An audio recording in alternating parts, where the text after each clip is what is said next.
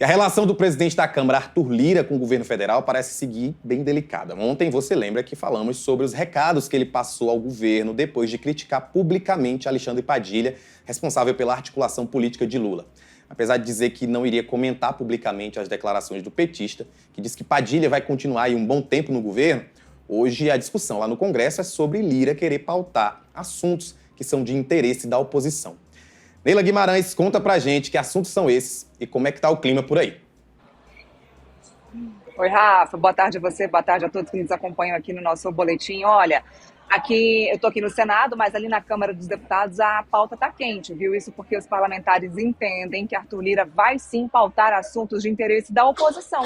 Isso é uma crítica visível aí ao Palácio do Planalto, depois que Arthur Lira acabou chamando o ministro das Relações aqui do Palácio do Planalto, o ministro Padilha, de incompetente. A gente via essas rusgas entre os dois desde o ano passado, mas agora o presidente da Câmara, Arthur Lira, deixou isso muito claro depois dessa publicação na rede social, chamando o ministro de incompetente. Pois bem, em uma reunião ontem na residência oficial da Câmara dos Deputados, casa de Arthur Lira, com líderes da Câmara dos Deputados, ele deixou claro, então, que vai colocar na pauta diretamente no plenário assuntos de interesse da oposição. Lira argumentou que está sendo, então, retaliado pelo Palácio do Planalto e que não vai ajudar mais na pauta de interesse do Planalto dentro do plenário da Câmara, mas que também não vai atrapalhar na pauta econômica. Pois bem, quais os assuntos de interesse da oposição que Lira está falando? Principalmente sobre um projeto que trata das invasões do Movimento Sem Terra. Esse projeto diz que se integrantes do Movimento Sem Terra fizerem invasões, eles vão perder benefícios do governo.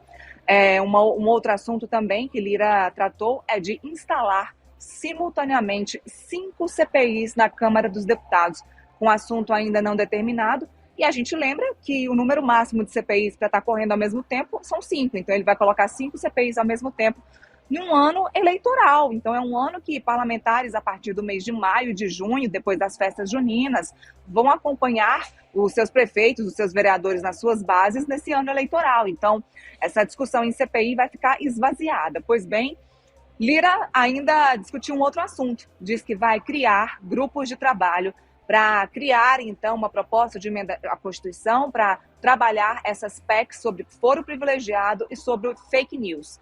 Foro privilegiado, depois dessa prisão do deputado Chiquinho Brazão, que é um dos acusados de ser um dos mandantes da morte de Marielle Franco, da vereadora Marielle Franco.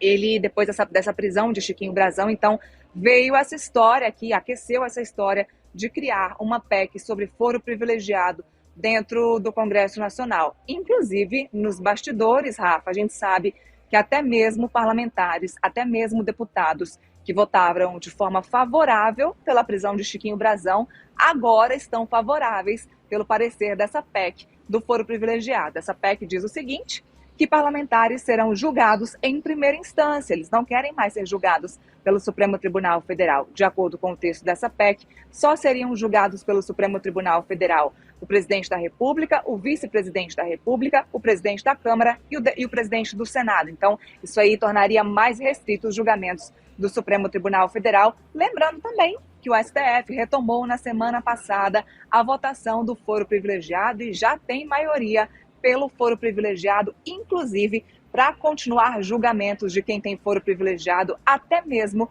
depois de deixar o cargo. Um exemplo claro, um exemplo clássico que a gente pode citar aqui é de Jair Bolsonaro, que não é mais presidente da República, mas que continua sendo julgado e que pode, inclusive, depois dessa maioria, ser julgado pelo STF, viu, Rafa? Claro, a gente continua acompanhando tudo aqui no Congresso. É isso que eu ia te pedir, né? Afinal, a gente sabe muito bem que o Lira não é muito de mandar recado, ele tá provando isso, que falou ali na semana passada, mas já tá agindo, então qualquer novidade você traz pra gente.